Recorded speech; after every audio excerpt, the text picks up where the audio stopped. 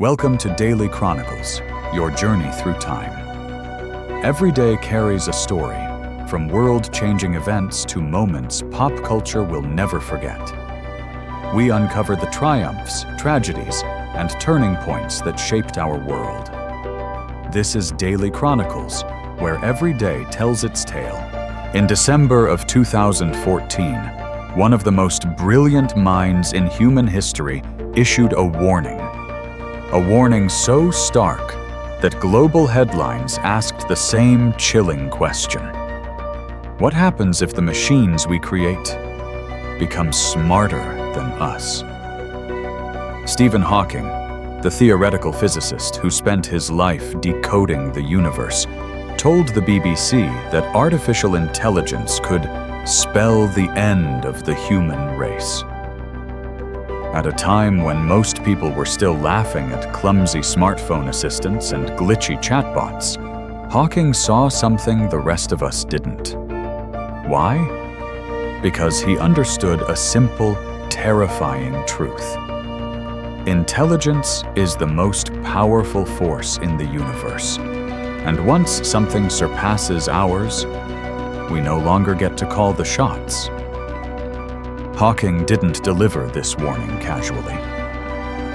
On December 2nd, 2014, during an interview in Cambridge, he spoke through his Intel-powered voice system, a device upgraded that same year using early machine learning algorithms. Ironically, the very technology helping him speak was the same technology he feared could one day outgrow humanity. At the time, AI investment was exploding. Companies like Google had spent $500 million acquiring DeepMind.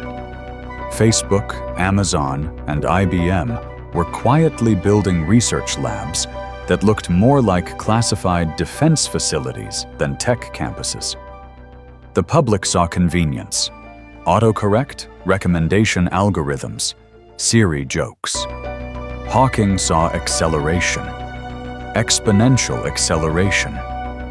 He explained the danger in simple terms.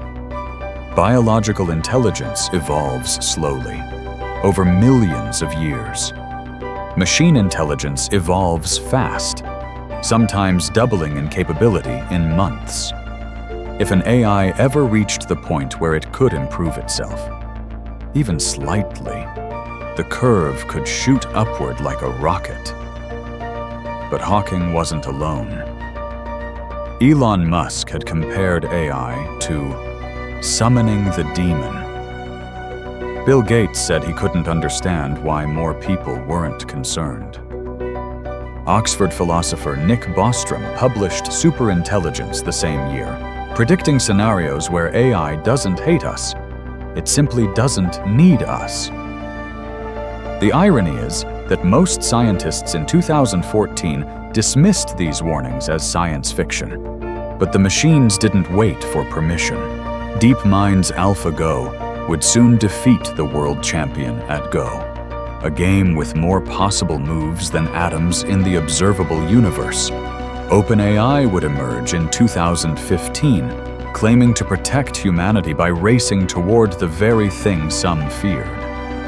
And by the early 2020s, AI could write, code, diagnose, debate, and predict at speeds no human could match.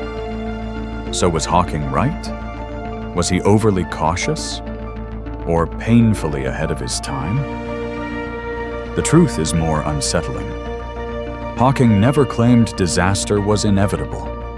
He claimed it was possible. And possibilities shape civilizations. Fire can warm a home or burn it down. Intelligence is the same. The real danger isn't that AI wakes up and destroys humanity. It's that we sleepwalk into giving away our power, one convenience at a time. Because in the end, Hawking wasn't warning us about machines. He was warning us about ourselves. And what happens when we create something we no longer understand? On a cold morning in Paris, December 2nd, 1804, the world witnessed something Europe hadn't seen in 1,000 years. A man crowning himself emperor. Inside the echoing walls of Notre Dame de Paris, before an audience of 4,000 nobles, diplomats, generals, and one extremely uncomfortable Pope Pius VII, Napoleon Bonaparte raised a jewel-encrusted crown above his head and placed it on himself. It was more than a coronation. It was a declaration of dominance. A public announcement that France, freshly scarred by revolution and the guillotine, had traded chaos for absolute ambition. But how did a relatively unknown Corsican artillery officer rise so far, so fast, that he could ignore a pope and rewrite European power with a single gesture? The answer begins years earlier, in a France drowning in bankruptcy, political assassinations, and the ghost of Louis XVI. The revolution had promised liberty, but delivered instability. By 1799, the Directory government was so fragile that a bold, charismatic general returning from Egypt could walk in and simply take control.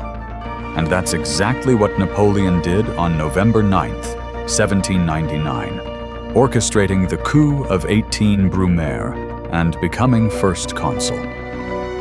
But he didn't just want to rule France. He wanted to re-engineer it.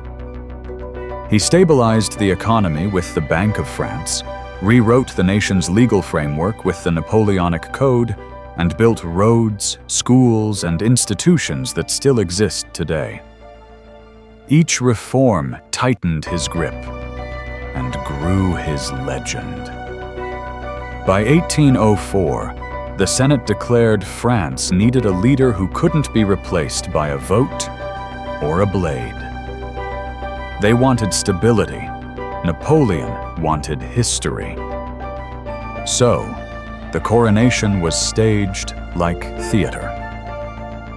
Notre Dame was rebuilt in record time, paint still drying on the walls. The crown, the couronne de Charlemagne, was crafted to evoke ancient kings, though historians suspect it wasn't Charlemagne's at all. Pope Pius VII traveled from Rome expecting a traditional ceremony. Instead, he watched Napoleon seize the crown first, then place a second crown upon Josephine. The message was unmistakable. No authority, religious or royal, stood above him. But behind this spectacle lurked an uncomfortable truth. When a man crowns himself emperor, what happens next? Consolidation? Glory? Or war? Within months, Europe would find out. Napoleon's coronation sparked an arms race of alliances, betrayals, and battles that would reshape the continent. From Austerlitz in 1805 to Moscow in 1812, every victory and disaster traced back to that single moment in Notre Dame. A man lifting a crown, a continent holding its breath.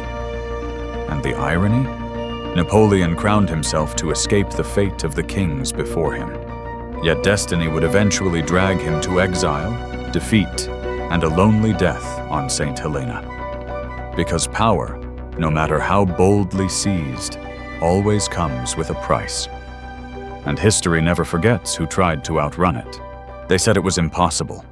A skinny kid from Madeira, valued at just £12 and 24 pence when he first signed his schoolboy contract, would one day sit on top of world football. But on December 2nd, 2008, in Paris, Cristiano Ronaldo didn't just win the Ballon d'Or. He seized it, with 446 out of 480 possible votes. One of the biggest landslides in the award's history. How did he get there? To understand that, we have to rewind to a boy juggling a ball on an island where dreams usually stayed dreams.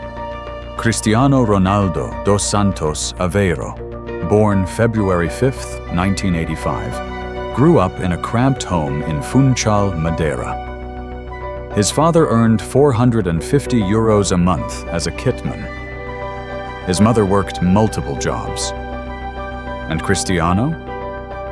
He had one mission: outrun the life that waited for him if he failed.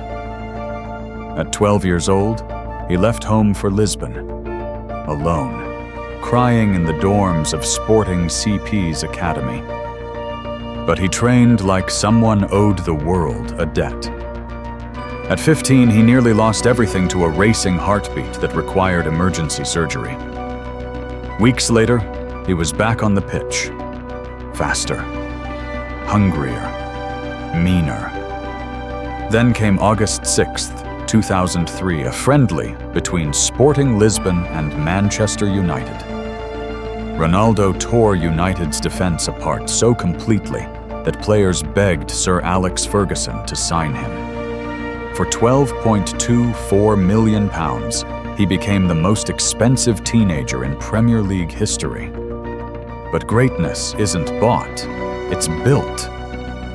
The next 5 years were forged in sweat, obsession, and an almost unhealthy rivalry with Lionel Messi. Ronaldo transformed from a flashy winger into a goal-scoring weapon engineered for destruction. And then, 2007-08, the season that changed football. Manchester United claimed the Premier League title, the Champions League, and the Community Shield. Ronaldo scored 42 goals in all competitions. His free kick against Portsmouth on January 30th, 2008, clocked at nearly 130 kilometers per hour, became a physics lesson disguised as a goal. But the real drama came in Moscow, the Champions League final. A rain-soaked penalty.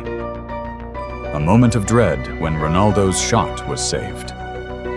And finally, John Terry's infamous slip. That opened the door for United's victory. When he lifted the Champions League trophy that night, the Ballon d'Or wasn't just likely, it was inevitable. Paris simply confirmed what the world already knew: that Cristiano Ronaldo had evolved from a boy who cried himself to sleep at 12 to the best footballer on earth at 23. But here's the twist. For most players, the Ballon d'Or is the destination. For Ronaldo, it was the beginning of a war against Messi, against age, against time itself. Because legends aren't defined by one golden ball. They're defined by how many times they chase it again.